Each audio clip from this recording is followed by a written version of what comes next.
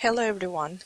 This week our topic is Economic Theory Underlying the Concept of Revenue Management, Part 1. As I have mentioned previously, revenue management is not a discipline by itself. It uses the teachings from many different fields, mainly being economics, followed by marketing, consumer behavior, strategic management, etc. So today we are going to talk about some economic concepts and theories that are relevant to understand basics of revenue management. So this topic is divided into two, 3A and 3B. So let's go.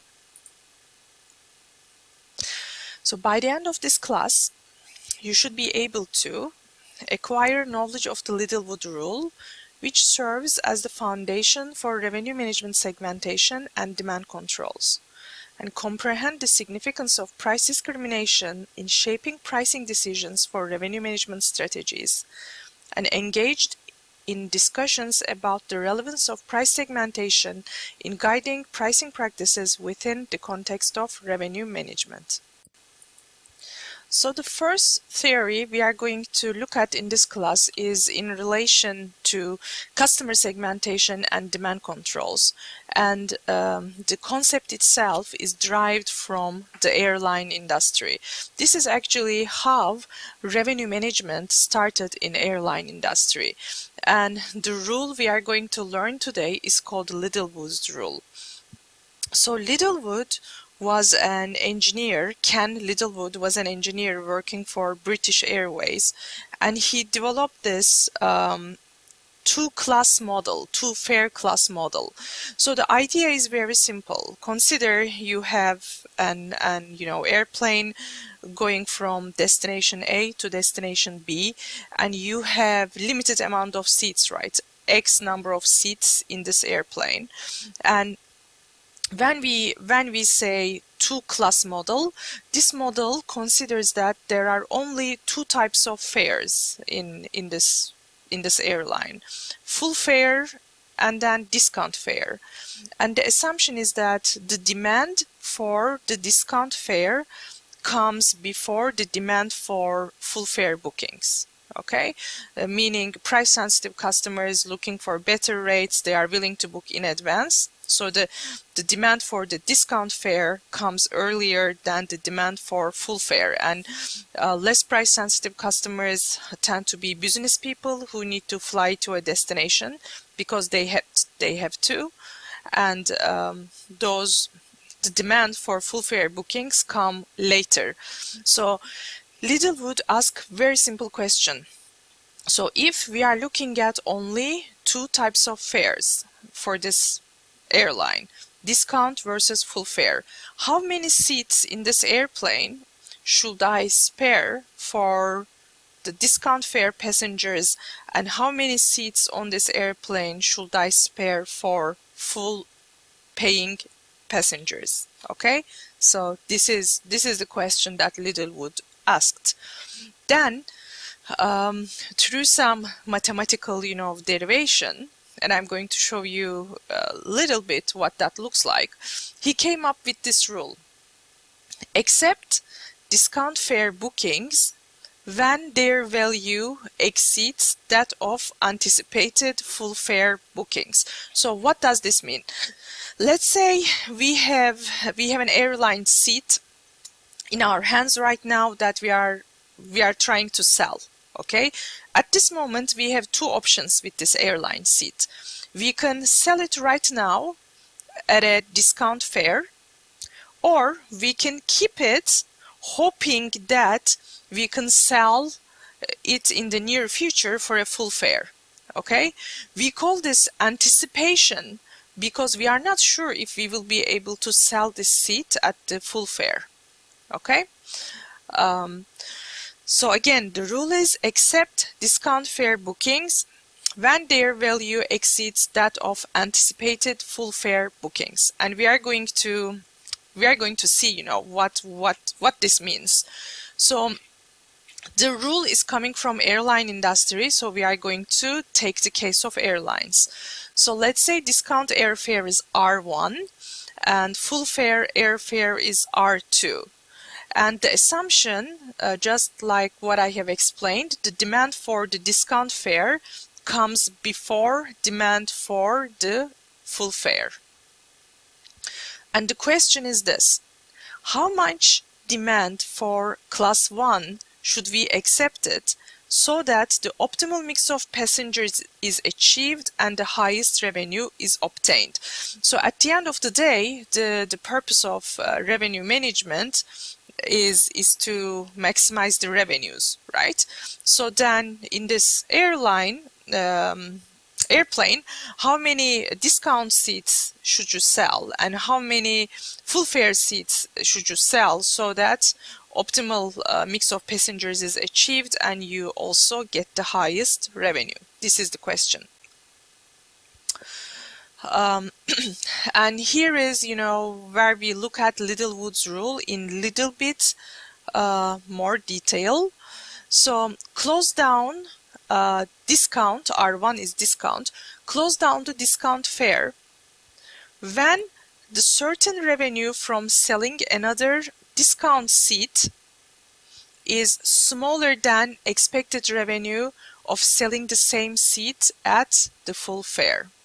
Okay, so again, the way that we are approaching the problem is this: we have an airline seat, we can sell it right now at the discount rate, or we can keep this seat hoping to sell it at the full rate. Okay, so we are going to close down the discount rate when the certain revenue from selling another discount seat is smaller than expected revenue of selling the same seat at the full fare. So if the probability of selling full fare is greater than R1 over R2, so this is your discount fare divided by your full fare, then you should keep that seat, airplane seat, for the full fare customer.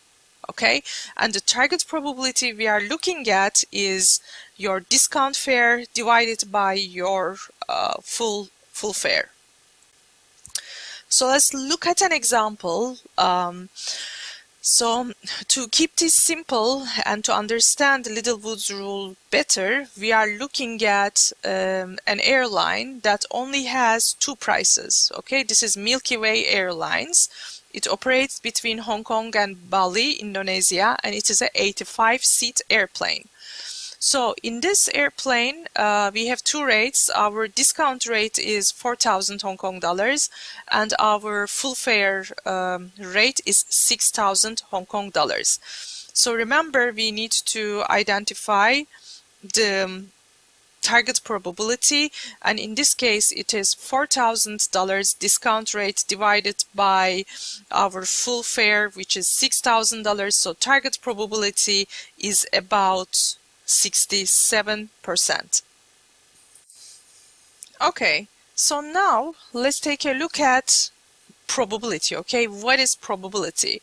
Probability in the context of this problem is number of days we sold n or more seats divided by total observations. So basically we need to look at historical demand. Okay, so we are going to take a look at the seats demanded at 6,000 Hong Kong dollars for 100 days. So we are going to look at historical demand. So this is what the historical demand data looks like. Okay, and we are trying to calculate probability of selling a seat at the full rate, and the target probability we are looking at is 67%. Remember, we computed that by taking discount fare and dividing it by the full fare. So how do we interpret this table? For example, 30 $6,000 seats were sold on one of the days, okay, because frequency of 30 $6,000 seats is only one. And for example, 42 $6,000 seats were sold on 5 of the days, okay, out of 100. So if you add all the frequencies up together, you are going to get 100. So then, now we need to calculate cumulative probability, okay? So we want to calculate the probability that there will be future demand for 38 or more seats, okay? And where is this coming from? So let's start calculating. For example, what is the probability of selling 46 or more seats at $6,000? Probability is 5, right? We see 5. What is the probability of selling 45 or more seats at $6,000? So we add 3 to 5, and the probability of selling 45 or more seats at $6,000 is about 8%, right? So we continue adding these probabilities together, and then we come to 38, right? At 38, the probability of selling 38 or more seats at $6,000 corresponds to 67%. So this is our target probability. Our target probability of 67% corresponds to selling 38 or more seats at $6,000. So then, how can we calculate expected revenue? So I have here on this table demand. This is demand for seats at $6,000. We have the frequencies and we have probability. We have accumulated probability. And how can we calculate the expected revenue from the probability? Right? We have, for example, the probability of selling 37 or more seats at $6,000 is 77%. So we take our $6,000 full fare and multiply it with 77%, we get $4,620. When we look at the probability of selling 38 or more seats at full fare of $6,000, we get probability of 67%. So 67% multiplied with 6,000, we get 4,020 expected revenue. And the probability of selling 39 or more seats at $6,000, our cumulative probability is 56%. So $6,000 multiplied by 56%, our expected revenue is $3,360. Okay, so then the question we are asking here, what is the point at which to stop selling 4,000 Hong Kong dollar seats and reserve the remaining seats for the $6,000 paying customer? So remember, in this airplane there are 85 seats and there are two airfares, $4,000 and $6,000. The question is, how many seats should we sell at $4,000 and how many seats should we reserve for $6,000 paying customer? So here's a reminder of Littlewood's rule. Continue to sell at lower discount rates as long as these rates exceed the expected marginal revenue of selling at the higher rates. And in this example, we calculated expected marginal revenue, right? We looked at the cumulative probability of selling n or more seats at the full rate, and using the cumulative probability, we calculated expected revenue. So we have already done that in this exercise. So here is a summary of what we have done so far. So we have already explained the expected revenue, and the question is, what is the point at which to stop selling 4,000 Hong Kong dollar seats and reserve the remaining seats for the 6,000 Hong Kong dollar customer? So as long as the probability of selling all remaining seats at 6,000 is greater than equal to 67%, then Milky Way is better off selling the seats at $6,000 rather than $4,000. So then, when we look at the airplane seats, we have 85 seats, and we have two airfares, 4,000 and 6,000.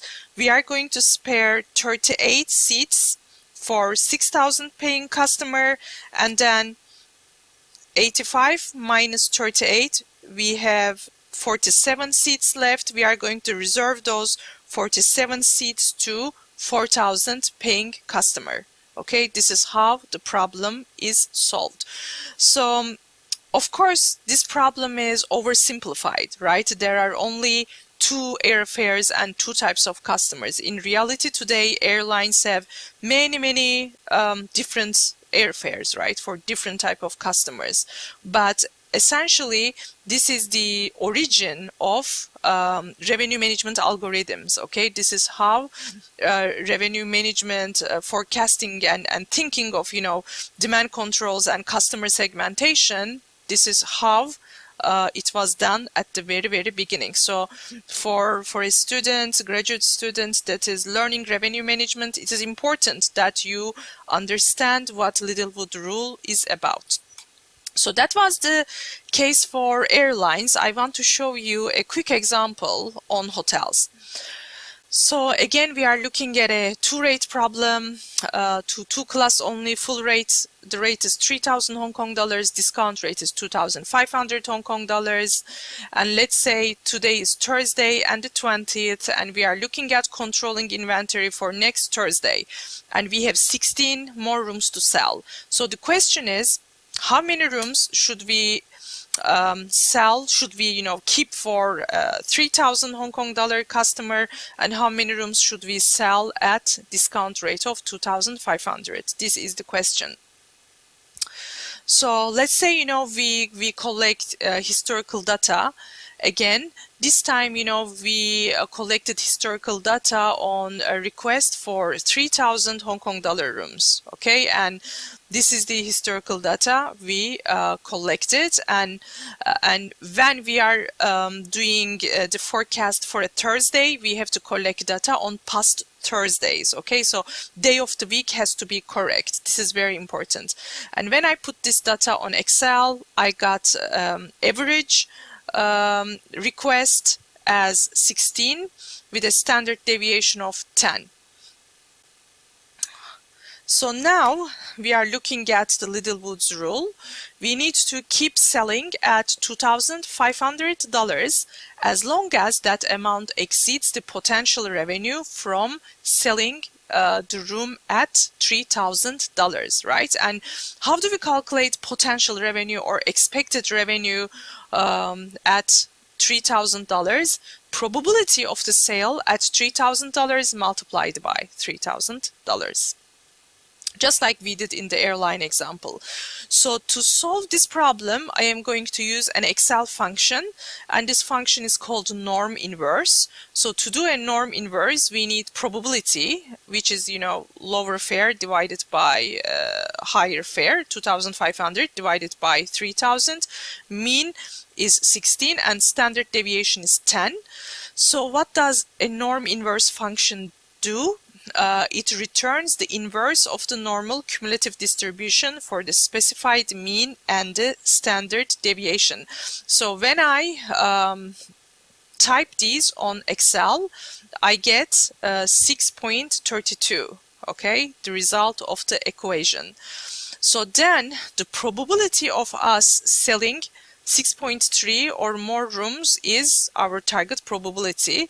So if we keep exactly 6.3 rooms for the 3,000 Hong Kong dollar paying customer, we would be indifferent between selling the 6.3 room at 2,500 room versus it as a 3,000 room. So we had 16 rooms left, so we are going to keep 6 rooms for $3,000 paying customer, and we are going to sell 10 rooms for the discount customer. yeah, so here is the explanation of the solution.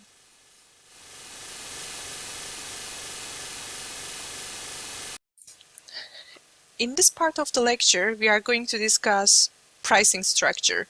Remember, in strategic pricing topic, we talk about strategic pricing pyramid.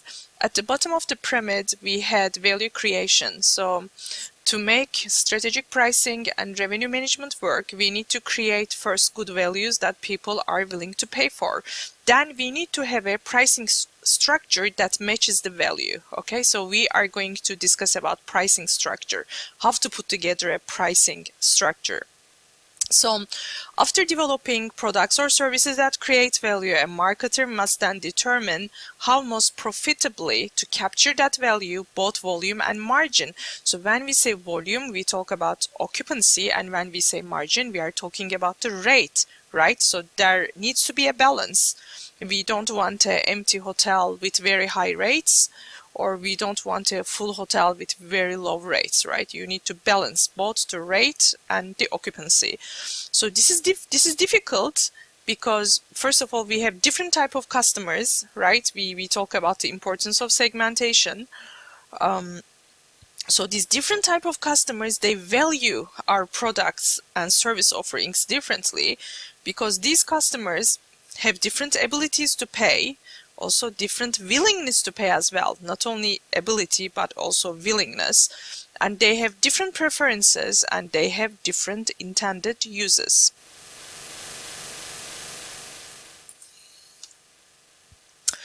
So the first concept we are going to discuss is price discrimination, and I have two examples here. I have one more example later on. So the first example is a haircut one. So let's look at the top one first. It says stop. Okay, they try to get our attention and they say men's cut only $20, women's cut only $29. So here, price discrimination is based on gender, right? Women's haircut is $9 more than men's cut, but there's no explanation of why. Is it because it's more difficult to cut women's hair, or is it because most women have longer hair? But that sounds biased because there are women with shorter hair and there are men with longer hair. So what is the assumption here, right? So there's this is a very clear example of price discrimination without explanation, right? So now we need to think about this from customer's perspective. Well, is this fair? That women have to pay for this shop $9 more than men. So some people might say, oh yeah, it's fair. It is more difficult to cut women's hair. But some might say, no, we both have hair and it needs to be cut. Why? It costs more to cut women's, right? So how can we turn this price discrimination or price communication information around? Maybe we can say you charge by the time it takes to cut the hair. So if let's say if it takes 20 minutes, it can be $20. If it takes 30 minutes, it can be $29. Then it is a little bit more justified, right? You are not discriminating people based on gender. You are just discriminating based on time, which seems to be more fair. Let's look at the next example. So this writing is in Thai, so many of you, including me, we cannot read this, right? But basically, this is an entrance fee to a site in Thailand, and the part that we cannot read is entrance fees for locals. It is 40 baht per adult and 20 baht per child, and for the entrance fees for international tourists are 200 baht per adult and 100 baht per child. So this is another example of price discrimination, right? This is based on the nationality of the guest that is entering to this site. So here also different people might think differently in terms of fairness, right? Some people might say it is fair because GDP in Thailand is not very high, and for Thai people to be able to see these sites, maybe the prices need to be lower, so they have an opportunity. And you know, tourists come with better finances, right? So they should be contributing to the tourism of Thailand. So some people might think this way and find this reasonable. And some people might say, no, it is not fair. I'm an adult, that person is an adult, and we pay different rates, right? And here, another problem that we see is about transparency. So the fact that the Thai entrance fee was written in Thai, and it was not understandable for the international people, right, that don't read Thai. So nevertheless, here are two different examples of price discrimination. So here is another one. So this is in Thailand as well. This is a destination I travel a lot, so I for business and pleasure as well. So I have many examples from here. So this one is an artisan Italian gelato on a stick, and you see you can get 50% off only for Thai customers. So this deal is also not available for international tourists. So then, what is price discrimination? Price discrimination is the practice of selling the same good to different groups of buyers at different prices. So price discrimination is something that we apply in revenue management, in hotel revenue management on a daily basis, right? When you look at hotel rates, for the same night, for the same type of room, you are going to see more than one rate available, right? So we do this, but then how do we do this and why does it make sense? So we are going to discuss that a little bit more. So the idea of price discrimination, so this is also coming from field of economics, and there are 3 degrees of price discrimination, okay? First degree price discrimination, charge whatever the market will bear. First degree price discrimination occurs when you charge the customer the maximum price he or she is willing and able to pay. So this is not something we do in hotel industry, right? We are not able to calculate the maximum price the customer is willing and able to pay. So this is, you know, you will do this like in an auction type of setting where people are bidding.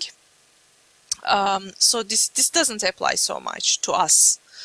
Second degree price discrimination, charge lower prices when the customer buys a larger quantity. So this certainly applies, right? When hotels work with wholesalers, for example, you sell a big chunk of your room inventory for a discount rate to a wholesaler. So this is second degree price discrimination. Or when hotel works with groups, right? Your sales and marketing team discusses the rate with the group, depending on, you know, how long they want to stay, what type of other things they will do at the hotel. So definitely groups get a lower price than transient customers, right? So second degree price discrimination definitely applies to hotel industry. How about third degree price discrimination? This one relies on customer attributes as a proxy for their willingness to pay. Because a customer's willingness to pay cannot be completely identified, sellers may find it effective to provide incentives for consumers to segment themselves. So this one actually also 100% applicable to the hotel industry, okay? And let's go back to the example I gave you. Let's say for the same night, for the same type of room, a hotel has multiple prices on their website. So how do they differentiate the value of one rate from another rate, right? They use what we call booking controls. So booking controls are called rate fences, rate restrictions, terms and conditions, right? All these mean the same thing. So for example, for the same room, for the same night, you might have a room for $200, and then if you are willing to book this room 2 weeks in advance and pay fully, you might be able to get a 20% discount and book this room for $160. This is price discrimination, right? It is the same room. It is for the same night. If you are willing to purchase it 2 weeks in advance, you are going to get a 20% discount, so you are able to buy this room at $160.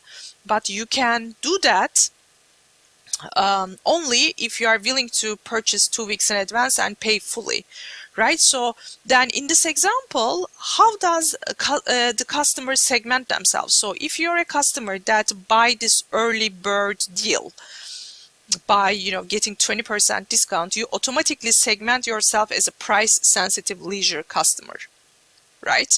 So in the context of revenue management pricing, it is very, very important to use booking controls, terms and conditions, rate fences, rate restrictions effectively in relation to the rate structure that you have.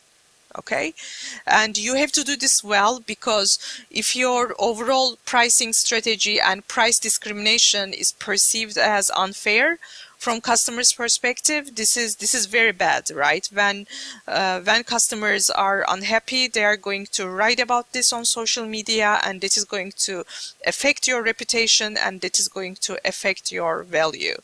So to wrap things up, price discrimination is charging different prices for the same product or service, right? And this is something definitely is applicable in hotel revenue management context, but it has to be done well so that it doesn't influence customer perceptions negatively. In this example, we are going to look at incremental contribution from price segmentation. So we talk about so far price discrimination, but what is price segmentation?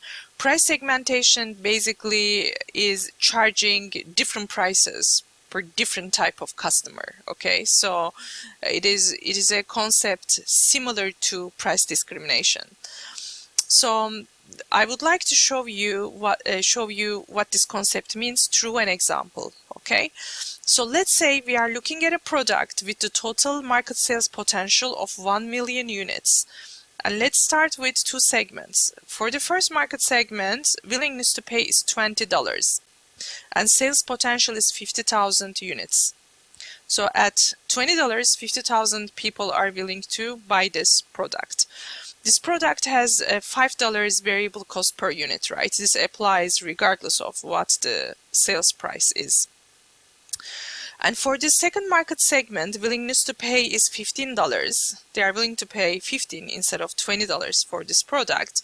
But then sales potential is $100,000 more than the first one. So sales potential is 150,000 units. And the question is, what price should the firm set? So here, let's take a look at how we calculate incremental contribution from price segmentation. We are basically going to choose the price that maximizes profit contribution. Our profit is revenue minus expenses, and sales revenue is a function of sales volume and price.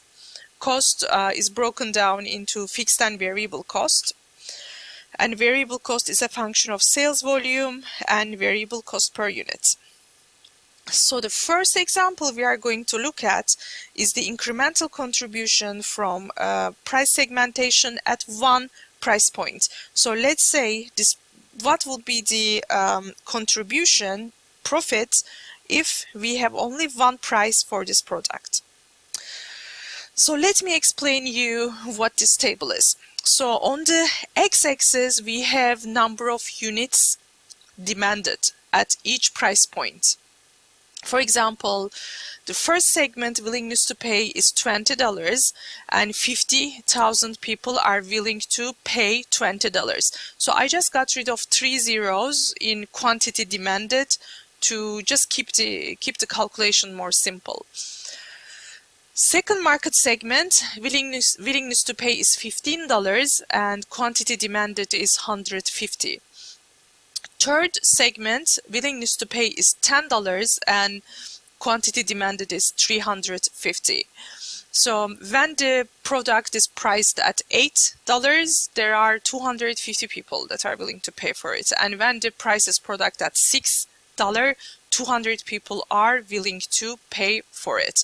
And if you add up all this quantity demanded, 50 plus 150 is 200, plus 350, 550, plus 250, 800, plus 200,000. So this is 1 million units. This is the entire demand in the market. Okay. And on the y-axis, you see different price points. And for the sake of this example, we are going to select $10. What if we select one price for this product, and if that price is $10, what would be the contribution? So variable cost is $5 per unit, right? So if the product is priced at $10, people who are willing to pay $15 and $20 will purchase the product at $10, right? But people who are willing to pay $8 and $6 will not be able to purchase this product, right? So all these people will be willing to buy it. And to calculate our profit, so we have units sold. CM is contribution margin. So when the product is priced at $5 and variable cost is $5 per unit, contribution margin 10 minus 5 is 5, right? And we will be able to sell all these, all these sections here that are highlighted in green. So we have here 50,000 units sold with contribution margin of 5. That gives us 250. So here we have 150 units with $5 contribution margin, 750, and here 350 units with contribution margin of 5, 1,750. So if we price this product at $10, we are able to sell 550 units with a total profit of $2,750. So what if we have two price points instead of one? So this time I am selecting $15 and $8. So people who are willing to pay $20 will buy this product at $15. And people who are willing to pay $10 will buy this product at $8. Right? Our variable cost remains $5 per unit, and anything above that is profits. So now we are looking at this part. And this part. Okay, so this time we have two different contribution margin, right? When the price is $15, contribution margin is 10, and when the price is $8, contribution margin is 3. So when we do the same calculation at two price units of $15 and $8, we are able to sell 800 units with a total profit of $3,800. So now let's move to 5 price points. Let's say we have all of these price points. Our variable costs remain at $5. The rest is our profit, right? When we do this calculation, we see total profit at 5 price points. We are able to sell all the units, and then we reach the highest total profit of $4,950. So what is the point of this exercise, and what should we learn about hotel room pricing? So we also have similar room types, right? You have some variation. You have king room, queen room, harbor view room, city view room, mountain view room, etc. But in their essence, those are, like not exactly the same, but pretty similar, right? So look at the benefit of having higher prices and lower prices at the same time. So what do we see on this page? When the selling price is really low, like $6, $8, contribution margin is quite low, right? You have contribution margin of 3 and 1 corresponding to the rates 8 and 6. However, you still make profit, right? They still bring you together $950 of profits. And when you look at very high rates, like selling price of 20, yes, your contribution margin is very high, $15, but you sell less units because quantity demanded at the high price is lower, right? And then you have your biggest drivers that are sort of, middle prices, $15 and $10, where you have considerable amount of contribution margin, $10 and $5, and you have many number of units sold. So when we think of hotel room pricing, we should have the same sort of, mindset. Okay, it is okay to have very low and very high prices at the same time for your rooms. First of all, not all the room pricing is transparent, right? When you make a deal with a wholesaler, or where you have your sales and marketing team do negotiations with a group, those prices are not transparent. So you can actually afford to give lower prices when you are working with, that kind of bulk purchase, right? And yes, your contribution margin will be lower, but they will still bring you profits.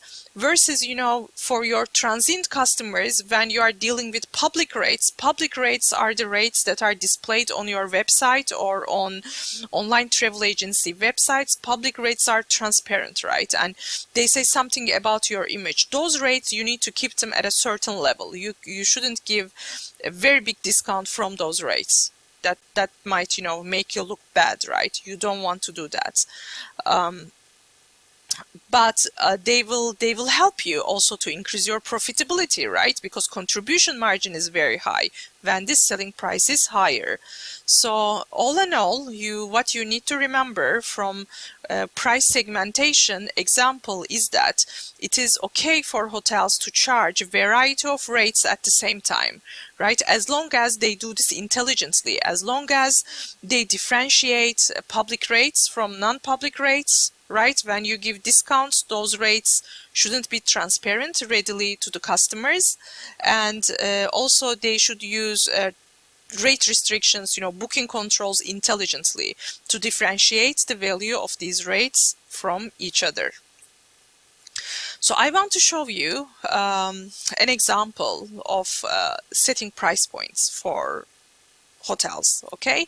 So we have two examples here. Let's start with the more simple example, Hotel Y.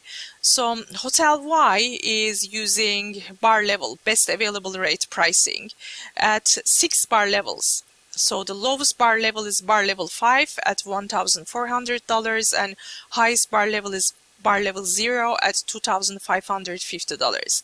So now here you see I added occupancy forecast information. So how do we use this? So occupancy forecast I put in 3 categories: cold, warm, and hot. And this is something also hotel needs to decide. So if you're in cold period, for example, if the forecasted occupancy is 50%, then your bar rate available will be $1,400, right? You are not going to open higher bar rate categories. Your rate is going to be $1,400. Let's say now expected occupancy is 80%. You are in the warm period. So if the expected occupancy or forecasted occupancy is at 80%, then your bar rate should be bar level 2, 1,950, right? And if you are looking at an occupancy of, let's say, 95%, then your bar rate will be bar level 0, 2,550. So you can also monitor this same, sort of trend by looking at Hotel X.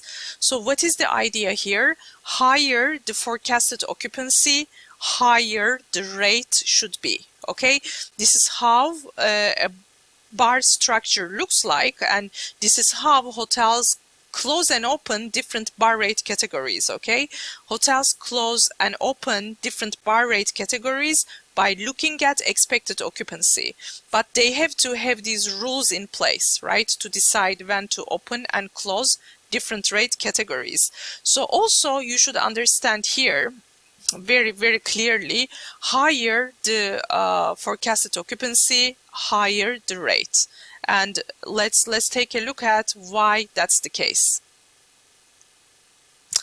So the idea of this relationship of, you know, higher the occupancy, higher the rate, is coming from this relationship between inventory and demand, right? When we look at hotel room inventory, we are looking at fixed number of rooms to sell every day, right? They are perishable, yes, but you have fixed number of rooms to sell every day, and you are sort of, you know, selling these rooms according to the demand.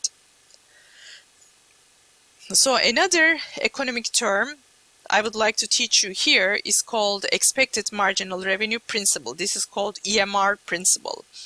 And what does this principle say?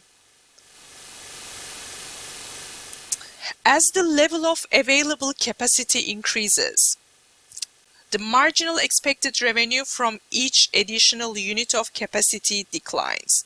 So it basically says when you have many rooms to sell, expected marginal revenue is low, right? Because you have many rooms to sell. You have no reason to increase the prices. But as you sell more and more rooms and your available inventory reduces, those leftover rooms start being more and more valuable.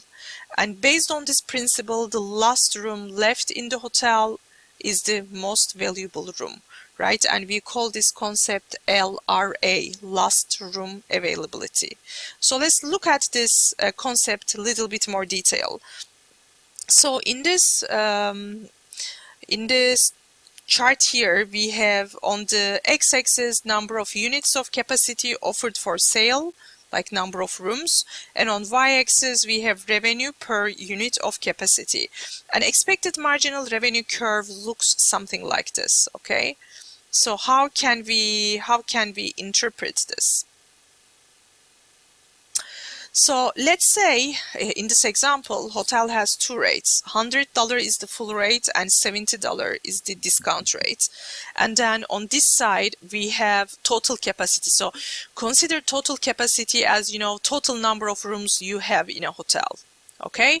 So when you have all your capacity available, right, you are going to sell some rooms with the discount rate. Right, you start selling, this is your discount rate section.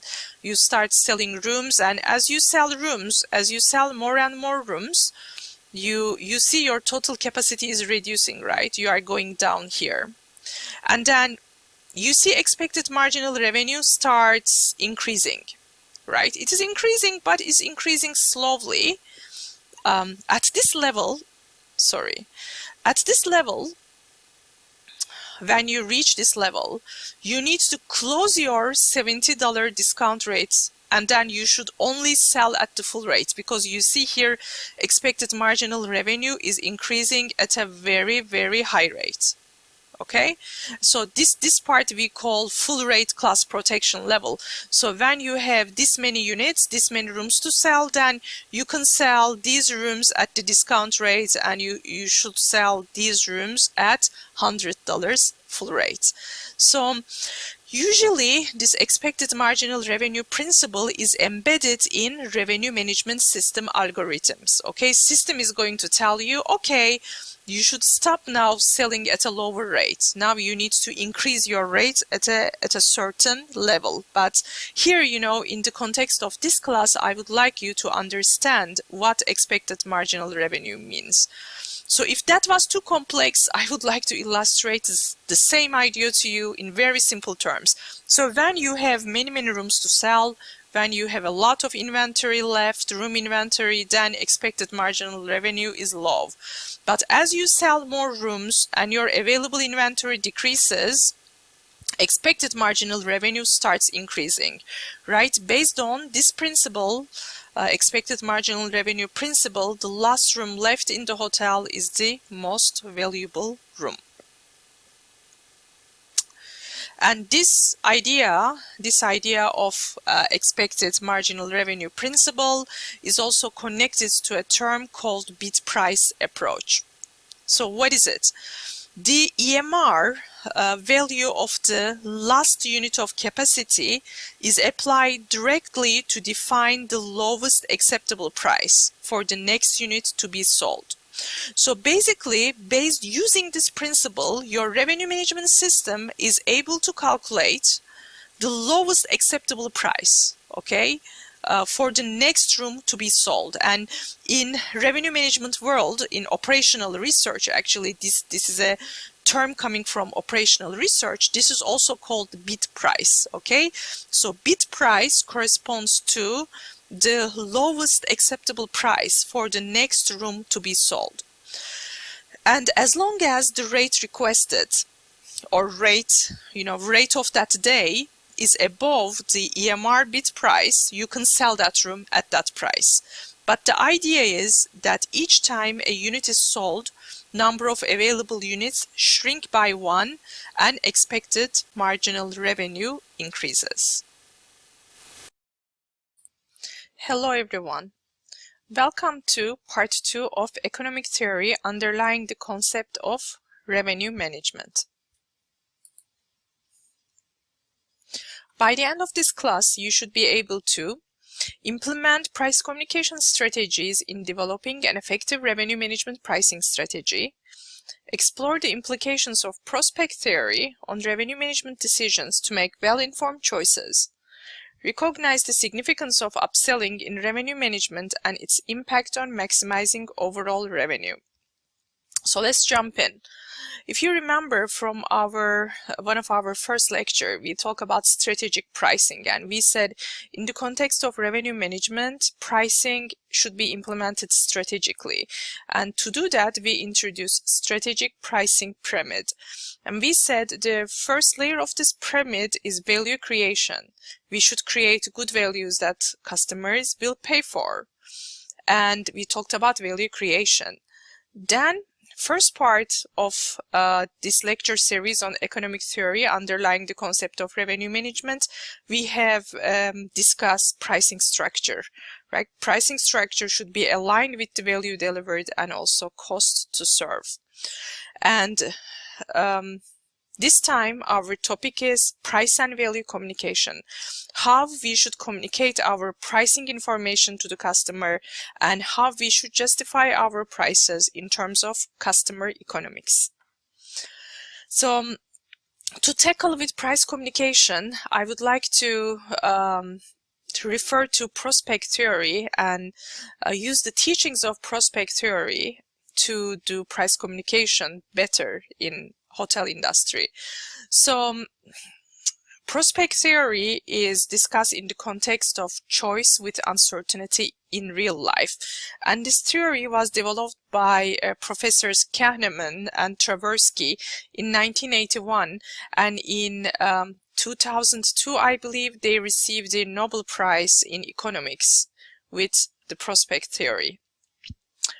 So what does prospect theory say? So in general, we can divide the School of Economics into two: traditional way of looking at economics and then non-traditional way of looking at economics, which is behavioral. So let's look at the traditional approach to economics. Traditional approach assumes that all the investors are rational. Okay, they are very rational, they are fully informed with what is happening in the market, and they make choices consistent with expected utility.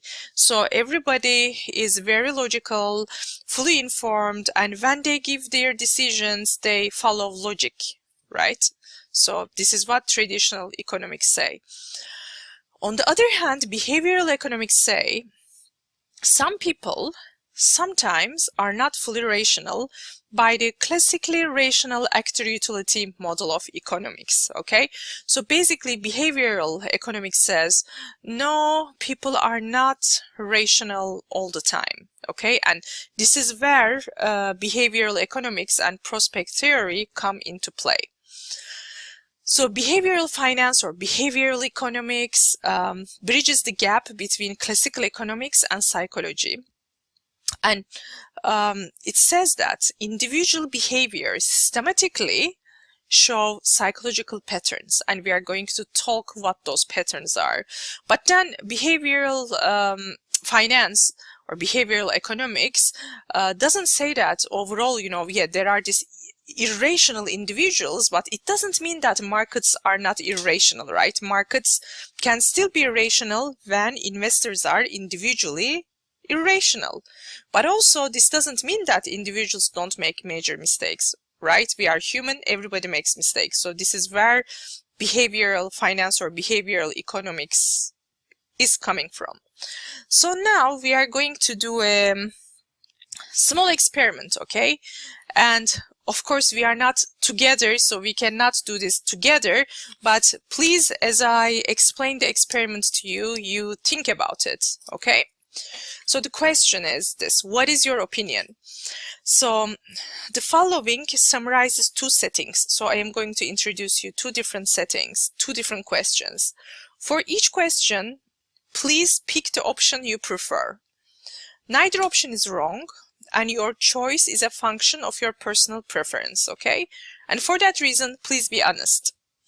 So with that information, let's look at the question. So which option would you choose? A, play a game in which you have 50% chance of receiving 1,000 and 50% chance of receiving $0, or receive $500.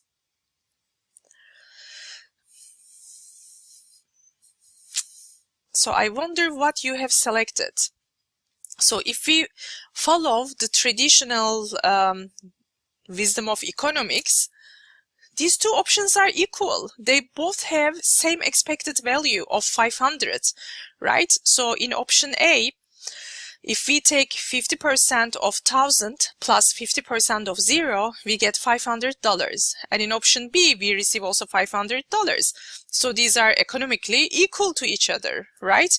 But maybe majority of you selected to receive 500 directly, right? Maybe you don't want to gamble here. You just want to take your $500 and move away. Now let's look at the second choice. A, play a game in which you have 20% chance of losing 1,000 and 80% chance of losing 0. And option B is lose $200.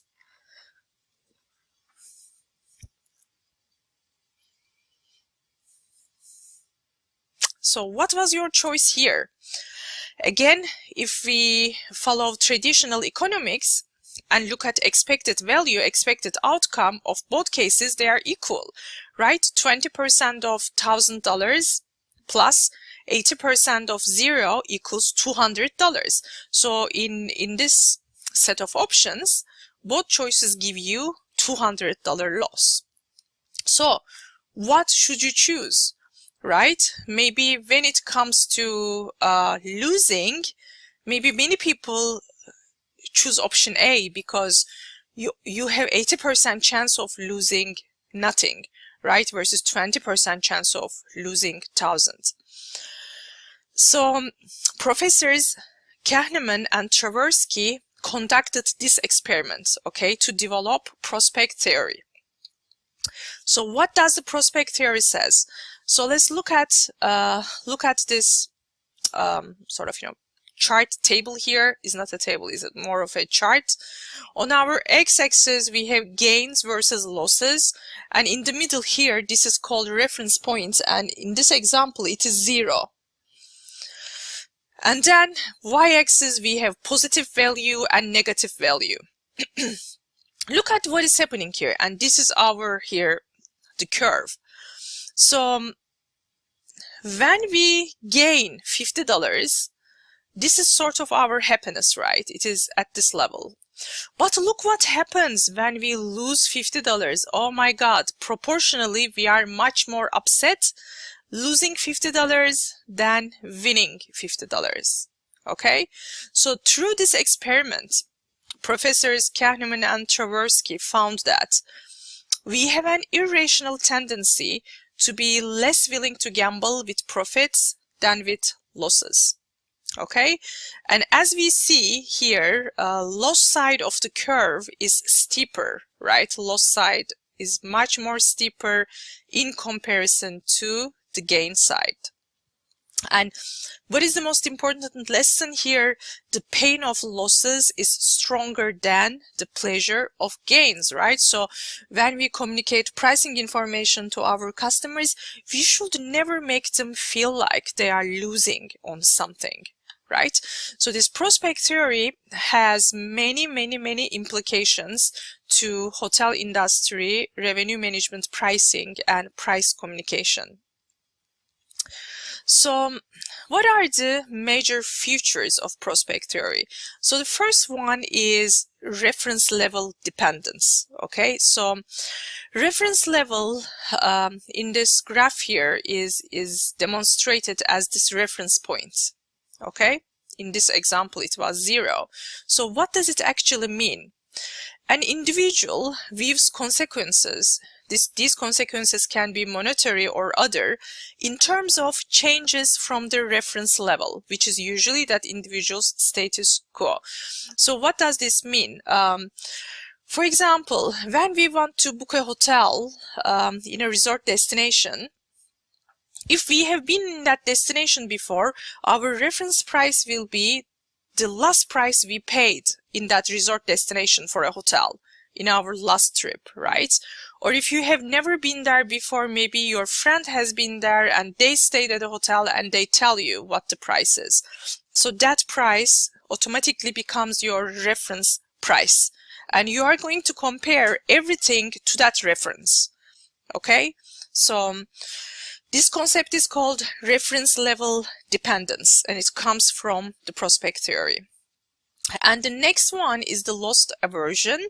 So loss aversion says the resulting value function is steeper for losses than gains, right? Losing $100 produces more pain than gaining $100 produces pleasure.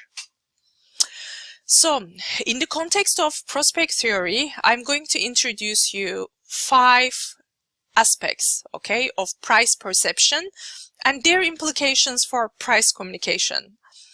So consumers can perceive the same price paid in return for the same value differently depending on how it is communicated to them. So in this context, we are going to review 5 different things. First one is the proportional price evaluations. Second one, reference prices. Third one, perceived fairness. Fourth one, gain and loss framing. And fifth one, proliferation of choice. So for the first implication, we are going to look at proportional price evaluations. So buyers tend to evaluate price differences proportionally rather than in absolute terms. Psychologists call the tendency to evaluate price differences proportionally the Weber-Fechner effect. Actually, these are the 2 researchers that found this, and hence it has their name. So what does this really mean? Let's take a look at this example. We have 2 options here. In option 1, we have our room rate as $200 and we are giving customers $40 discount. And in option 2, we have room rate of $200 and we give customers 20% discount. So mathematically, both options are equal, right? But according to Weber and Fechner, consumers would like to see this type of, price differences proportionally, which means, in the form of a percentage rather than in absolute terms.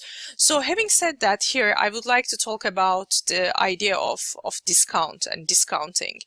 There is no research on this in hospitality and tourism literature, but according to retail literature, retail and shopping, anything less than 15%, 15, okay, not 50. So anything less than 15% is not considered discount from customer's perspective.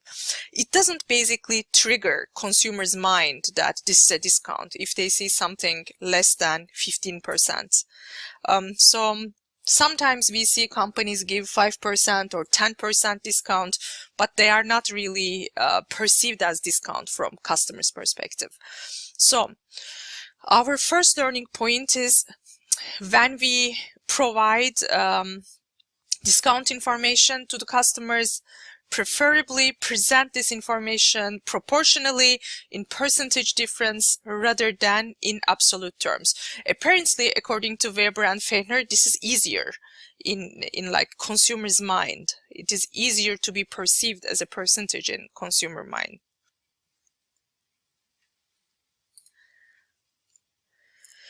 So the second one is about reference prices. So this is coming all the way from the reference level, right? And we define what a reference level means. So the reference price is what a buyer considers a reasonable and fair price for a product. Okay? For example, buyers' reference prices can be raised by stating a manufacturer's suggested price, a higher price charged previously, right? And most typical examples of reference price are memories of past prices, prices set by a brand leader, or price of related products and services. So now let's see how we can put reference pricing into practice. So let's say you are at a restaurant and you would like to choose your wine for the evening. Okay, you are a red wine person and you are presented with the following choice. So the choice is Nuttage Hill Shiraz, and this is priced at 60 Hong Kong dollars. So if you are wondering how much is 60 Hong Kong dollars, let me do the translation for you. Let's say you are visiting Hong Kong and you are going to have this dining experience in Hong Kong. So 60 Hong Kong dollars is about 7.7 US dollars, and it's about 11.5 Australian dollars, okay, at the time of this recording. So you are presented with this. This is a glass of wine. So would you take this wine? You know, a glass of wine, Nuttage Hill Shiraz? Think about it, okay? So now, let's look at this one. You have the same scenario. You are choosing your wine for the evening, you're a red wine person, and you are presented with the following choices. So you have Nuttage Hill Shiraz at 60 Hong Kong dollars per glass. Then you have Nuttage Hill Shiraz Reserve for 75 Hong Kong dollars. So there is only 15 Hong Kong dollar difference, right? 75 Hong Kong dollar corresponds to 9.6 US dollar or 14.6 Australian dollar. And then let's look at this example. Now you have a third choice. Now you also have Nuttage Hill Shiraz Premium Reserve at 95 Hong Kong dollars. So 95 Hong Kong dollars translates to $12 in USD and about 18.5 in AUD. Okay, so now if you see this in the menu, which one would you choose?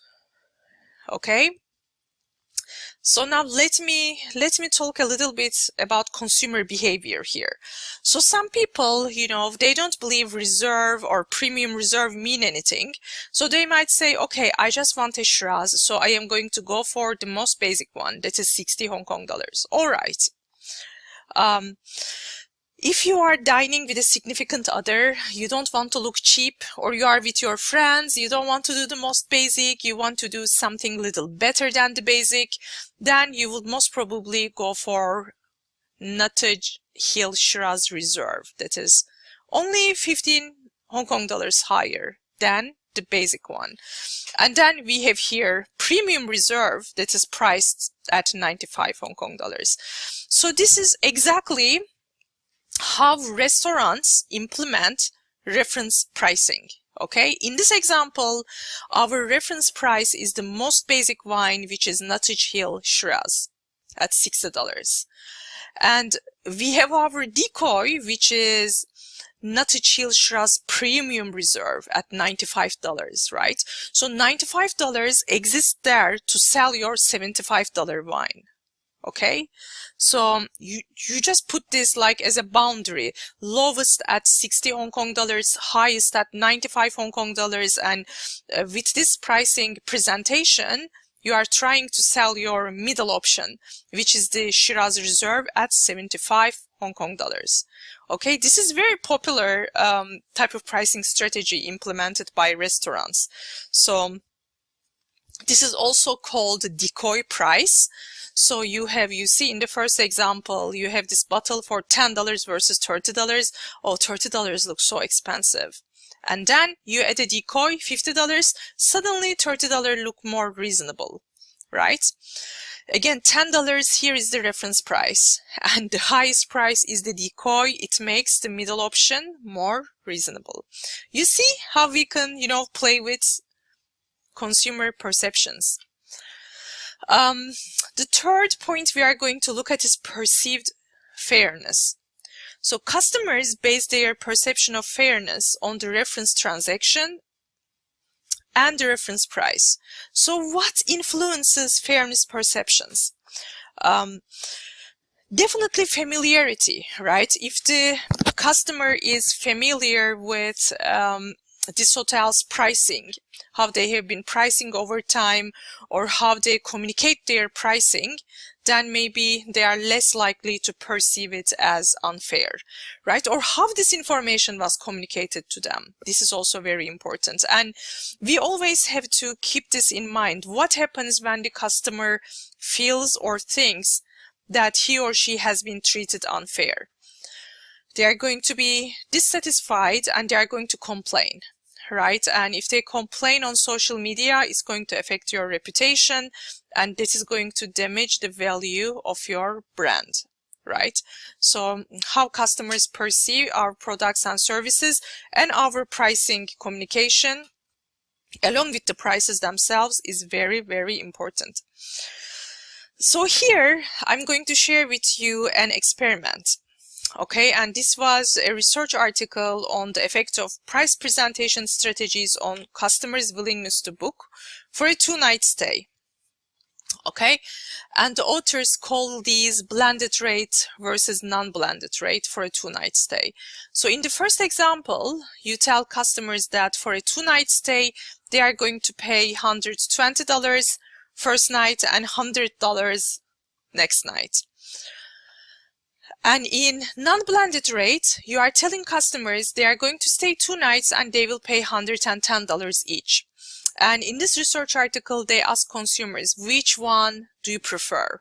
Okay, this was a study done in North America with a couple of hundred customers. So the results were interesting. For an experienced traveler, okay, that are used to staying at all different types of hotels in different destinations, they said it doesn't matter, because at the end of the day, you are paying the same amount of money. It is $110. But for the inexperienced traveler, they looked for transparency. They actually wanted to see exactly how much they were paying, right? So they prefer blended rate over non-blended rate.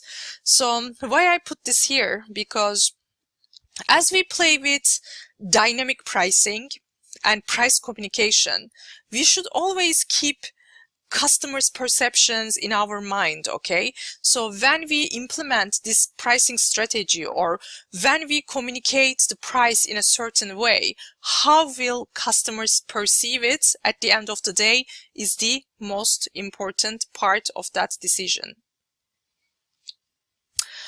Okay, so now I am going to bring you to Hong Kong again and show you an example.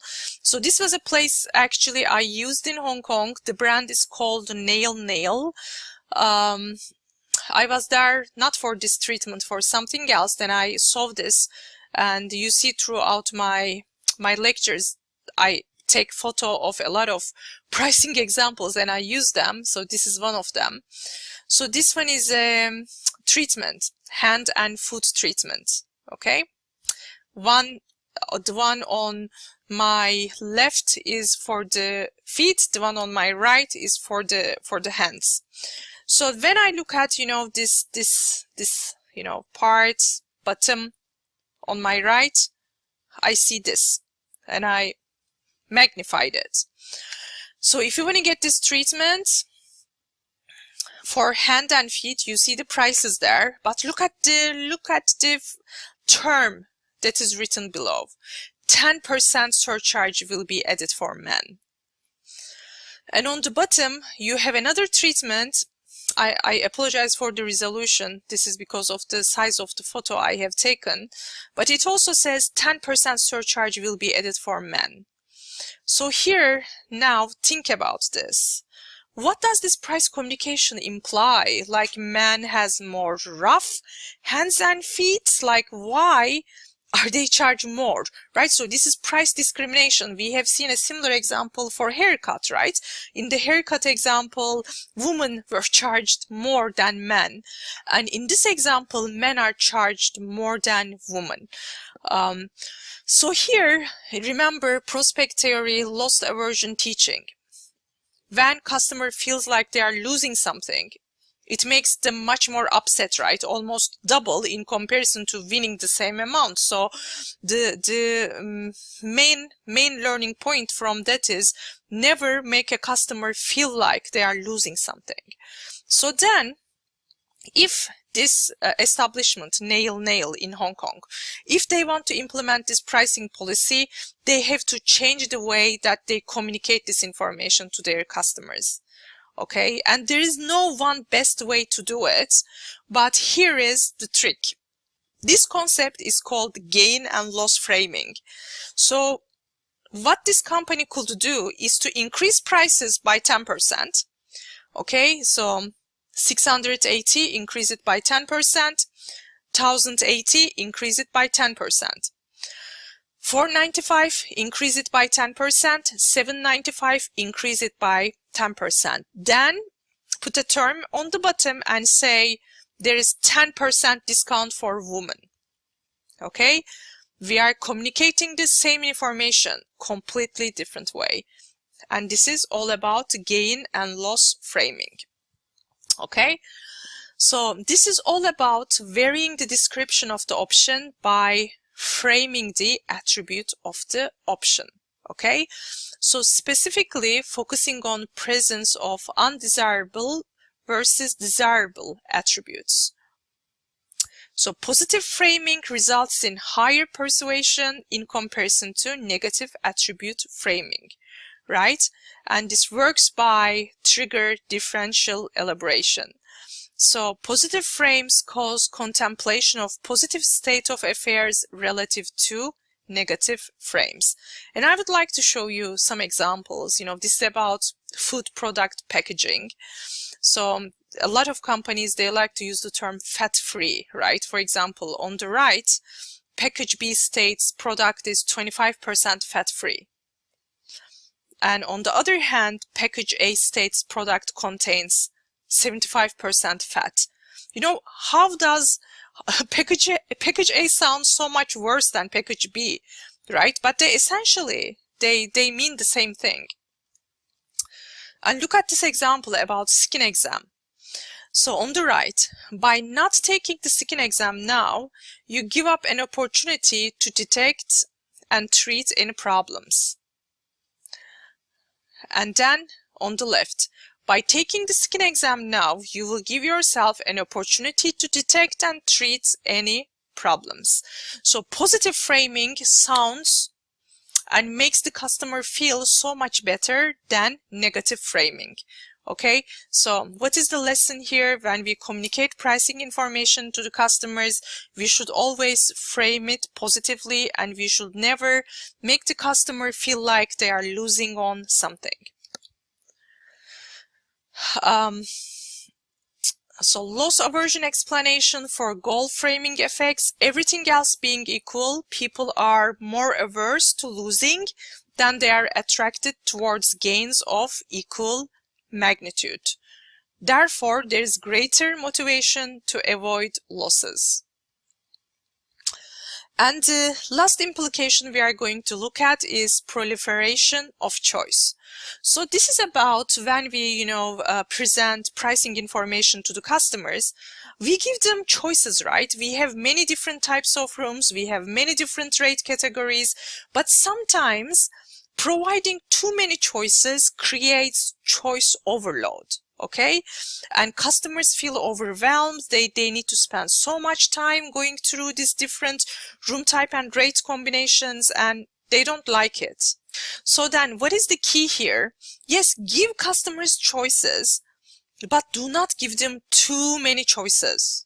Okay, so more choices mean you have, as a customer, you have a better chance of finding what you want, and you will most probably be more satisfied with what you choose. Right? You have more freedom, but at the same time, you have more options to evaluate that requires more time and effort, and you have more options to ultimately to turn down, and more options possibly regret turning down, right? That is the aspect of opportunity cost. So I would like to just show you an example on this, okay? So this was done in a grocery store, and customers were, when you're in a grocery store, sometimes you are invited to taste different things. So there was a tasting booth, and for jam, this was for jams. So in this experiment, there are two different experiments. In the first experiment, they included 6 jams. So people had 6 jams to taste and to choose from. And in the second experiment, customers were presented with 24 different jams to taste and to choose from. So in the first experiment, when the customers were presented with 6 jams, 40% of the people that walked by stopped to taste the jams, and from that 40%, 30% of them purchased. Okay? And in the second experiment, they have 24 jams. Many more, right? 4 times more. More customers stop, right? 60% of the people that were walking by stopped, but only 3% of them made a purchase. So what is the lesson here? Give customers choices, but do not overwhelm them, right? And this has proliferation of choice has very important implications to hotel website price communication, right? Sometimes when you go to a hotel to book a room, you see so many room types. You see so many type of prices for each room type, and this overwhelms the customer, right? Which creates information overload, also which creates choice overload. You shouldn't do that, okay? Or if you have many choices for the customer, to choose from, many different type of rooms, then you should have a filtering mechanism to ease the customer search, okay? So that customer can easily find what they are looking for. So now we are going to take a look at upselling, upgrades, cross-selling, and downselling in the context of revenue management, pricing, communication. So let's define these. In upselling, I have the example of a burger here because McDonald's, all the fast food restaurants do this so well, right? Would you like to, get a large instead of a medium? Would you like an X large instead of a large, right? So this is about upselling. Cross-selling is selling a different category, right? So for example, you just want a burger and they tell you, oh, would you like to get the menu with the drink and the fries, right?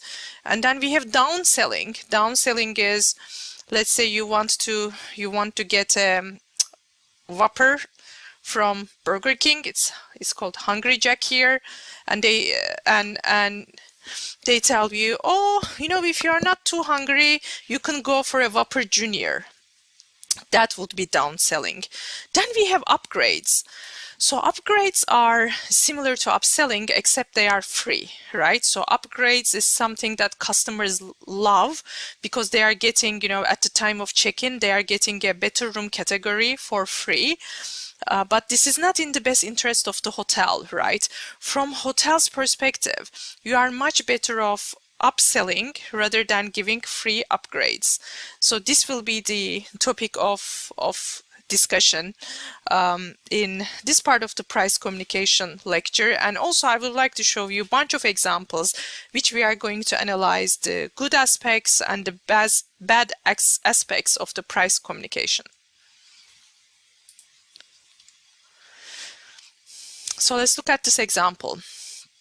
Your upgrade awaits. Good news. Your suite night award request has been fulfilled and an upgraded room is awaiting your arrival. And then they show the award details. The hotel is the St. Regis Bal Harbour Resort. So this is luxury. St. Regis is a luxury brand. You have reservation confirmation number. You have the dates.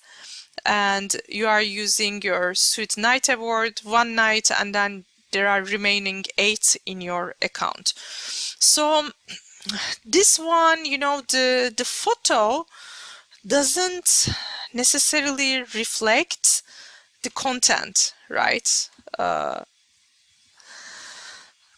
And it is an upgrade, but this is sort of a smart upgrade because you are using something, right? You are not giving it for absolutely free. This customer is your award member and they have these suite night awards.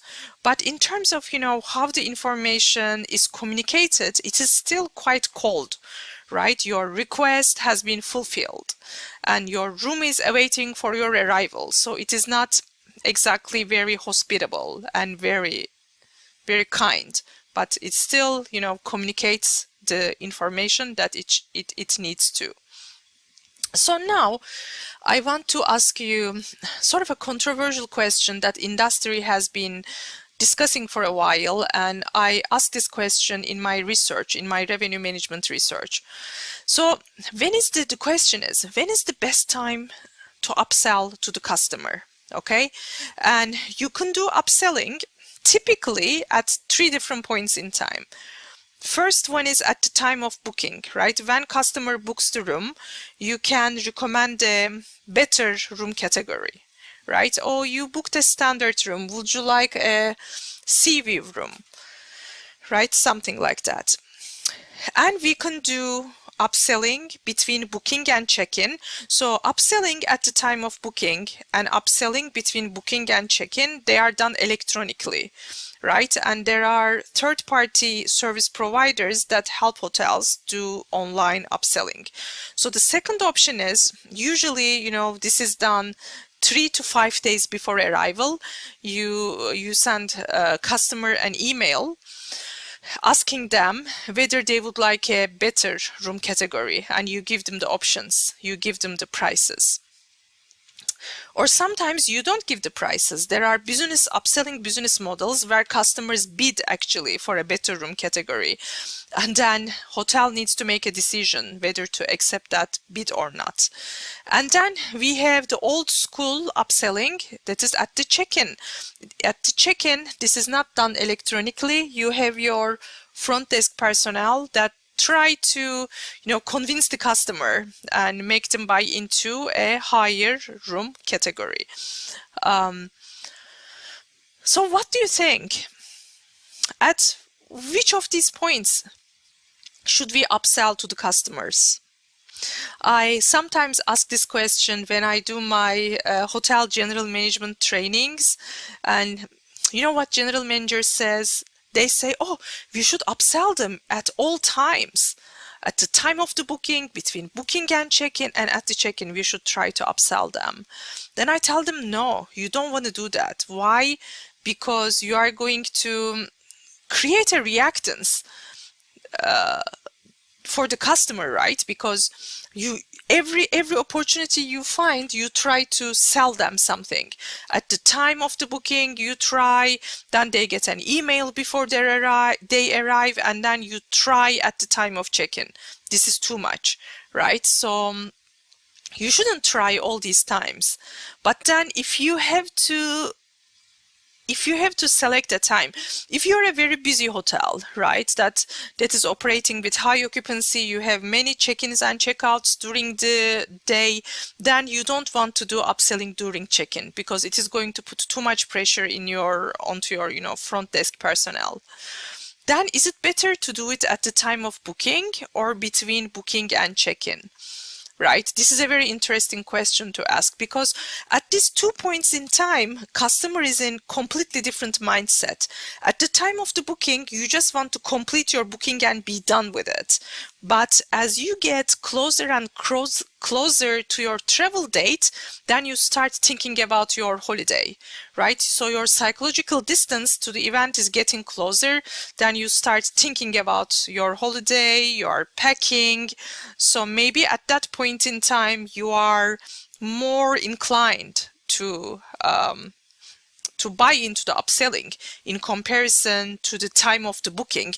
But also this depends on when the booking was done, right? If you booked already 3 to 5 days in advance or 1 week in advance, then you can maybe present upselling at that point.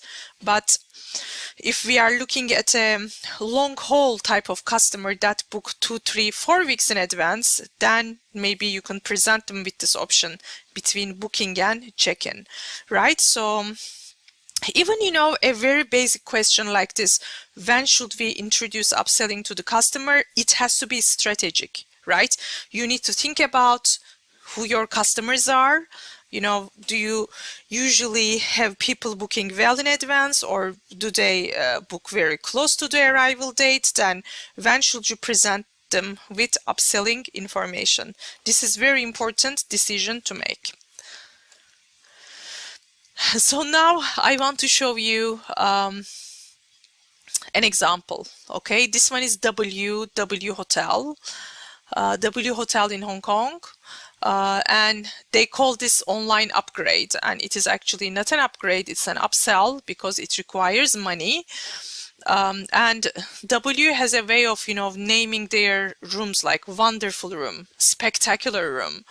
So here, wonderful room is 40 square meter with a W signature bed and city view. It is $2,480. Then it gives me another option, spectacular room, same room size, same bed. I'm sure it has the same TV, and you have Harbor International Commerce Center view. Okay, so I am cheap, I go for the cheapest room. Okay, my currently selected room you see on the bottom of this page. My current selection is a wonderful non-smoking room with a king bed that will cost me $2,480 plus charges and taxes, $2,728. And then W System says treat yourself an upgrade. Well, it's not an upgrade, you're asking me to pay for it, right? And you have the option of keeping your room. Then they tell you upgrade this room for $240 per night, or upgrade this room for $480 per night.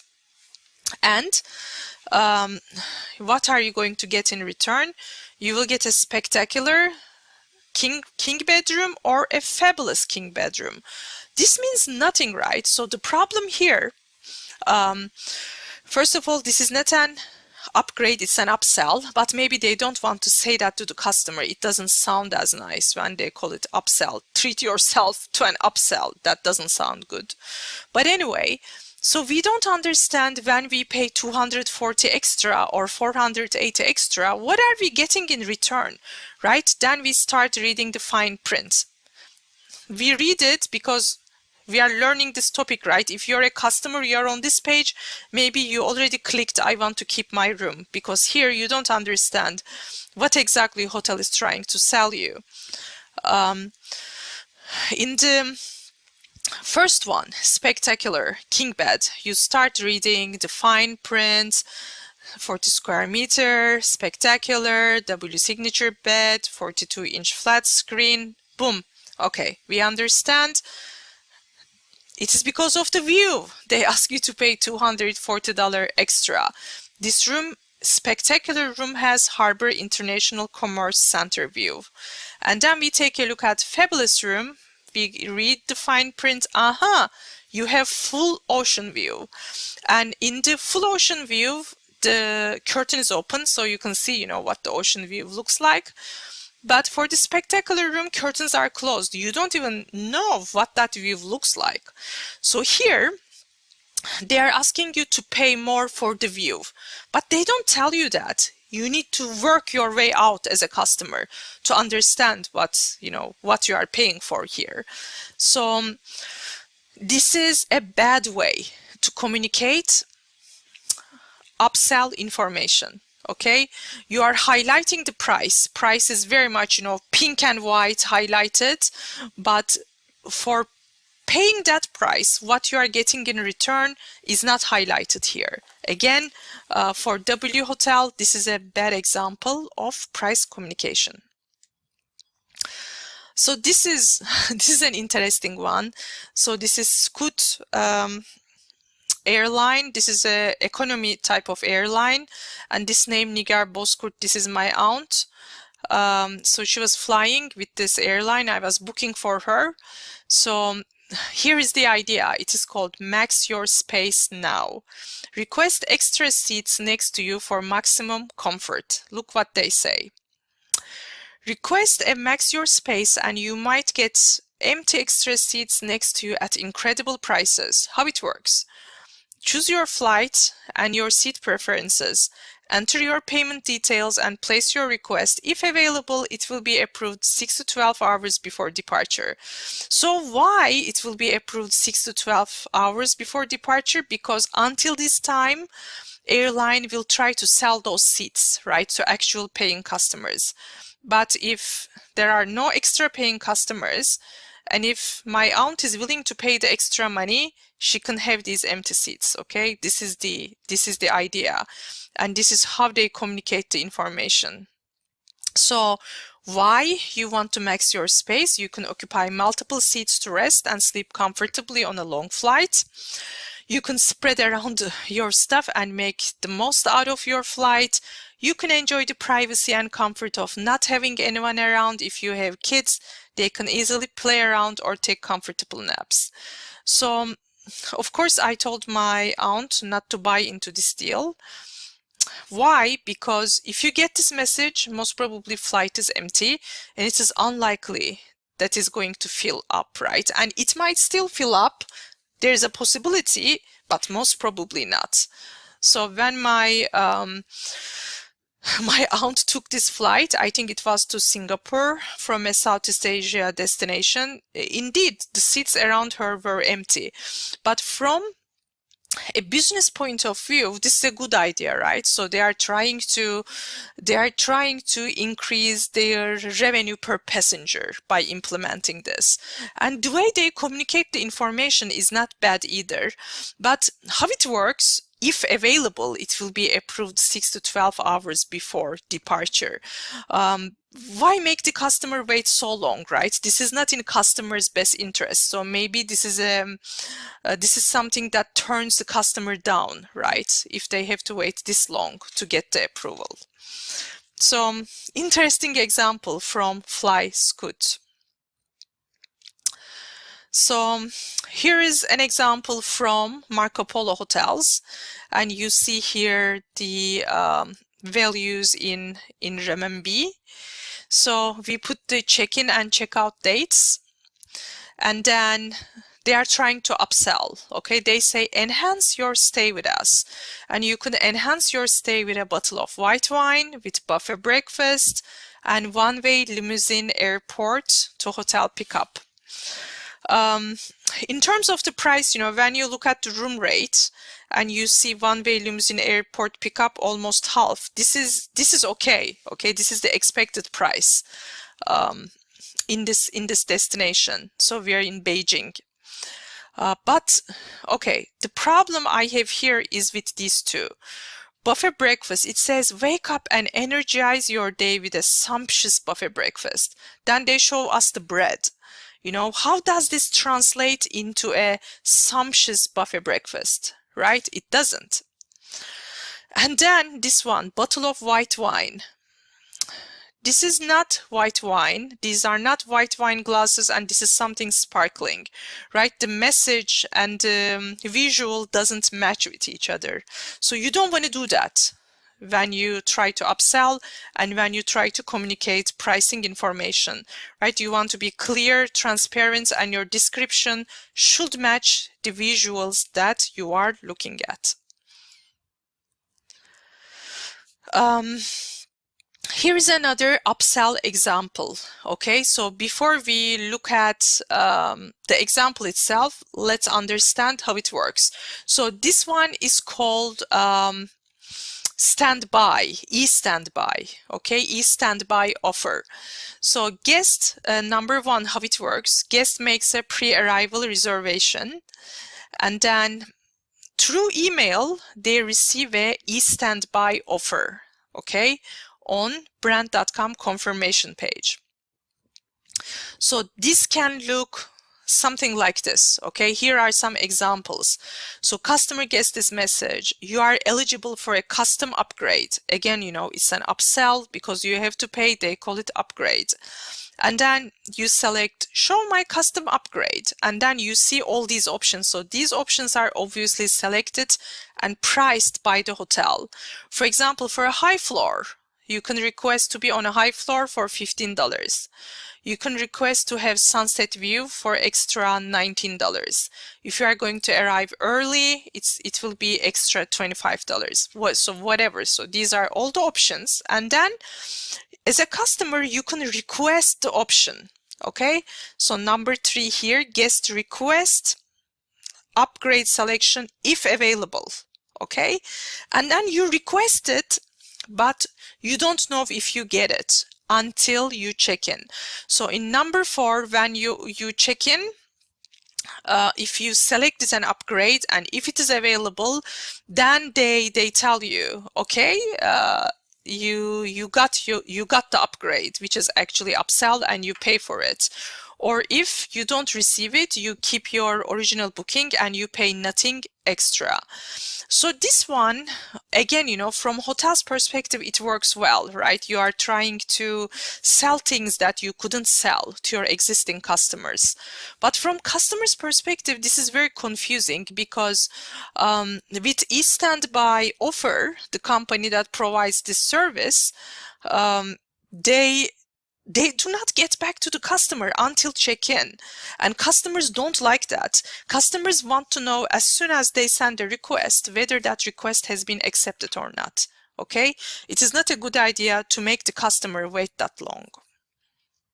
So good idea, but the execution style is not very, very good here. Okay, so we have 3 examples here. These are from Thailand. Let's look at the first example.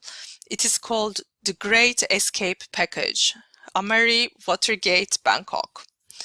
You have minimum 2 nights stay in Deluxe King, and the package includes one-way airport transfer, welcome fruit in the room, you have some discount in F&B, and you have some gift card in Central World Shopping Mall. Here the problem, I think, is the visual. When you look at the visual, do you really feel like this is the Great Escape? You know, like escape from what, right? You show a pond, you show trees, and you show the city. So again, there's a miscommunication and a mismatch here. The next example is Bed and Breakfast Plus. So this is again like a room rate they are trying to sell. They say enjoy superior comfort and superior value with our new Bed and Breakfast Plus package, including daily breakfast. So they, you know, this is fine, but it is very bland, right? They just show like croissant with some jam and drinks. It's very standard, right? There is nothing to attract you here. It's just very, very basic. The Anantara Qatar one is interesting because they are highlighting culinary delights, right? They say indulge with a modern buffet breakfast and dinner, 15% of Anantara Spa, and balance wellness experiences plus return boat transfers. Then you have a guy carrying a surfboard, which has nothing to do with the type of information they are trying to communicate. So definitely a bad example. Here, two offers, two advanced purchase offers. You can save up to 25% or save up to 15%. So book early and enjoy our special online rates with the advanced purchase offer. Book 7 days in advance, save up to 15%. Book 30 days in advance, save up to 25%. And they have another offer here. Receive up to 15% discount on room and breakfast rate when you book at least 7 days in advance. Then they put the blackout dates. Both of them, full prepayment is required at the time of booking. So this is very mechanical, right? So they throw all the rules at you. It's very raw, you know, and it is not a nice way to communicate this information. On top of that, the visuals have nothing to do, absolutely nothing to do with the information that is trying to be communicated by the hotel. So let's take a look at several techniques that are being used by the hotels or online travel agencies to convert browsers into bookers, right? After they communicate pricing information to their customers.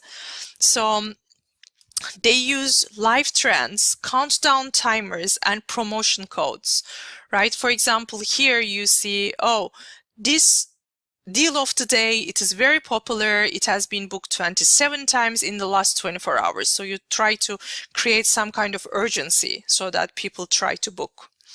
Or in the Marco Polo example, don't miss out. 4 travelers have already booked today. Again, you are trying to, you know, create some kind of urgency. And then also there can be call me offers. So if you are about to abandon a purchase, they offer to, you know, call back the browser so that you can continue what you are doing. Abandonment recoveries or abandonment surveys. So these are all the things OTAs and hotels do to convert browsers to bookers. So here's an example from Harbour Grand Hong Kong. So here you are able to see prices across different OTAs, right? By doing this, you are telling customers, Expedia is telling customers, please book through me. You don't need to go to other OTAs because you see prices are the same all across, right? Or we have another example here. We have only 4 rooms left, so please book because there are no more rooms left, and it only takes 2 minutes to complete this booking. Again, after we communicate the pricing information to the customers, we are trying to close the deal. So we are trying to convert our browsers into the bookers. So as we come close to the conclusion of this lecture, I would like to very briefly talk about creativity. And creativity, of course, is a topic of interest in marketing, but it ties so well into the price communication, right? So when we put out pricing communication information to our customers, we need to show what the customers can expect from the offer and at the property, right? So there's this saying, travelers do judge a book by its cover. So how you display your information is very, very important. And for this reason, marketing, your sales and marketing shouldn't work on price communication by themselves, right? It should be in collaboration with the revenue department to make sure that the message is communicated properly. So there's a couple of recommendations in terms of creativity and what to emphasize. You need to emphasize your value proposition, okay? What makes you different than your competitors? Why should your target customers choose you? So you need to show the key highlights and USP. If you have taken any form of marketing, you would know that USP is a unique selling proposition of the package or of the offering, right? And you want to use power words. Remember the teachings of prospect theory, right? We are like going for the positive. sort of framing. Mention the savings, you know, enjoy, gain, improve, maximize, minimize, right? You want to show everything positively and focus on benefits as opposed to features. Remember the St. Regis upgrade example, where it was very much like a emotionless, like list of like procedural type of, you know, price communication, right? You can do a more personalized version of that, where you can actually highlight specific benefits to the customers. Compose short and long descriptions with precise and strong marketing messages, right? Don't make it actually too long where customers will be like blah blah blah blah. I don't want to go through this, right? You want it to have an impact. And also please ensure the images used supports the theme and the marketing message, so there's a consistent message going to the customer. And also, yes, terms and conditions are important, but at the same time you don't want to bore or overwhelm the customer with the terms and conditions. Also, it is very important to have a killer landing page. So what is the landing page? It is, you know, when you have a marketing or an advertising campaign, and then you have this thing saying click here, and the customer clicks and then goes to this page, and this is called landing page. So on the landing page, again, use images that reinforce the points you want to make, have strong and compelling headlines, and it should connect with customers' emotion, and it should be benefit driven, again, not future. And also you need to call to action. Okay, and call to action should be aligned with the guest interest, and this is usually positioned at the lower right side of the advertisement, and it should stand out, so customers should be able to see that. So call to action, again, is something like, here is the information, book now. Okay, something like that. The site URL and property logo should always appear, but then you need to do it aesthetically. It doesn't need to be too big, visible, but not too big. Okay, so that's all I want to say about value and price communication. So now we are going to wrap up this discussion by looking at the final level of this pricing pyramid, and that is, you know, you're setting overall prices to maximize profits. So again, we are at this top level of the pyramid. So here's an example in terms of setting price points, and we have looked at this now, right, a couple of times, and we learned how to use it briefly. But again, a couple of points to highlight here. So bar level pricing is applicable to demand-based pricing strategy, right? And as an initial part of implementing this strategy, hotels need to identify how many bar levels they would like to have, what should be the lowest bar level, what should be the highest bar level, and what should be the rate difference between each bar level. So these are very important decisions that hotel needs to make as a part of pricing strategy, right? Not as a part of setting price points. So setting price points is different. Setting price points is after you put together a overall pricing strategy, then how you are going to set the price point for that point in time. Okay, this is the question we are asking here. And obviously bar rates are for your transient customers, right? It is only for the individual travelers. But again, the hotels that implement bar pricing and demand-based pricing, they use bar level as the basis for all other rates, right? For example, let's say your bar rate of the day is bar level 4 for hotel Y, so your rate of the day is 1,500, then you might have a breakfast modifier. You might say, okay, for breakfast we are going to add $100 more, so automatically on that day your bed and breakfast room becomes 1,500 plus 100, right? Or you might say my negotiated rate is going to be 10% discount from bar rate of the day. So bar rate of the day is 1,500, 10% of it 150. So then your negotiated rate for that day is going to be 1,350. Okay, so this is what we mean with bar rates being the sort of, like the benchmark, the basis for all other rates. So this is how we set price points when we use a demand-based pricing strategy. But for open pricing, we don't do that, right? In open pricing, there is no benchmark or basic pricing like bar level, because in open pricing, you can price different types of rooms or different rate categories however you want. There is no benchmark or basis like we have for demand-based pricing. So because today still majority of the hotels use demand-based pricing, so this is the part that we are spending most of our time on. If you work in the hotel industry and get into revenue management or not, your hotel might be using, very likely that actually they are using bar type of pricing strategy.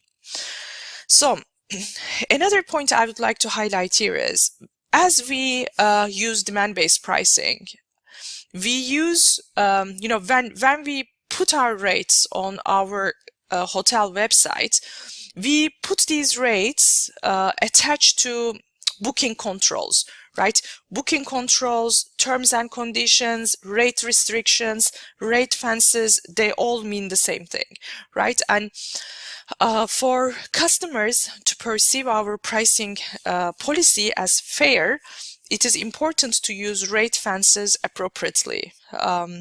So what are the typical rent-based mistakes that we see hotels do? Too much focus on the discounts, or having not effective rate restrictions. Sometimes these rate restrictions are too difficult, or when you have two rates that are similar to each other, maybe two different rates for the same room type, but then you don't have sufficient price difference between each one of these rates, therefore the rate fences attached to them don't make sense. Or maybe hotel might be using a wrong segmentation criteria, or maybe this is perceived as unfair from customers' perspective. So again, as a part of, setting price levels, remember the core revenue management processes, right? We start with business analysis. Based on business analysis, we set a pricing strategy. Then we do demand modeling and forecasting. Based on that, we do price and inventory optimization. And then we have setting booking controls. So this is, this is sort of the cycle that we are following also. So as a part of setting the rates, you also need to put together booking controls that are rate fences. And also, it is very important to understand customer perceptions based on our pricing policy. Okay, they have to find our pricing policy acceptable and fair, right? If they find it unfair, again, they will not buy into it, they will complain about it, and that will affect our reputation and value. So now let's take a look at this, like quite basic example to understand how can we set price points depending on the different forecasted occupancy levels. Okay, so create or obtain forecast for upcoming dates. Some sample forecast arrivals and forecast occupancies for a 200 room hotel are included as below. So DOW is days of the week, then we have date, then we have ROH. ROH refers to reservations on hand. DBA is days before arrival, and pickup, I will explain you what this is when I go through the data. Arrivals is arrivals to the hotel, and occupancy is calculated. You're a 200 room hotel, so 105 divided by 200, forecasted occupancy is 52.5. Okay, so let's look at the first row. I want to explain you the idea of pickup, and this is a good introduction to forecasting chapter as well. So currently on Tuesday, 7th of August, this hotel has 108 reservations on hand. Okay, and this is 1 day before arrival. So within that 1 day, pickup is -3. What does it mean? Hotel is expecting to lose 3 bookings within that 1 day before arrival. Therefore, arrivals is 108 minus 3, arrivals is 105. Let's look up, for example, Monday, 13th of August. This is 7 days before arrival. We have 78 bookings in our hand, and within 7 days, this hotel expects 27 more bookings. Okay, this is the definition of pickup. So within that period of time, how many more bookings you are expecting to get, or how many more bookings you are expecting to lose. So in this example, 7 days before arrival, it is 27. So our arrivals are 78 plus 27. We have 105 forecasted arrivals, and that give us 52.5% occupancy. So now, hotel, when they have this data, apart from this data, they have to determine the trigger points. Okay, and these trigger points are associated with hot, warm, and cold zones, and these zones are identified by the hotel. Okay, they decide between what and what occupancy you are cold, warm, or hot. So for this example, hot occupancy is 100% occupancy, warm is 80%, cold 0. So then how do we interpret this? Hot zone is 100% occupancy and above, warm zone is 80% to 99%, and cold zone is 0 to 79%. So now let's go back to our example. Sorry, I jump one slide. We have more information here. And then we need to determine minimum rate. So basically we are setting the rate, okay, to quote for each forecasted day. And in this example, this hotel has 3 rates. So 100 rate, minimum rate available will be 100 if the projected occupancy is in the cold zone. Okay, but of course higher rates are also available, but minimum rate available is 100. If the forecasted occupancy is in the warm zone, then minimum rate available is 120, but 150 is also available. And only 150 rate is available if the projected occupancy is in the cold zone, okay, and in the hot zone, sorry. So when the forecasted occupancy is 100 or above, only rate available will be $150, and other 2 rate categories are closed. So using this information, we can assign the rates, right? And this is called demand control chart. For Tuesday, 7th of August, forecasted occupancy is 52.5%. So this is cold zone, minimum rate of that day is 100. So 8th of August and 9th of August, you are still in the cold zone, so minimum rate is $100. When we move to 10th of August, we are in warm zone, so minimum rate available is 120. Only Saturday, we are in hot zone. You have some overbooking here with forecasted occupancy 102.5%, so minimum rate that we will have for that day is $150. And for 12th of August, we are in the warm zone, minimum rate to quote is 120. And Monday, again here, you know, during weekdays, we see the occupancy is not doing so well. We are back to the cold zone, and minimum rate to charge is $100 on that day.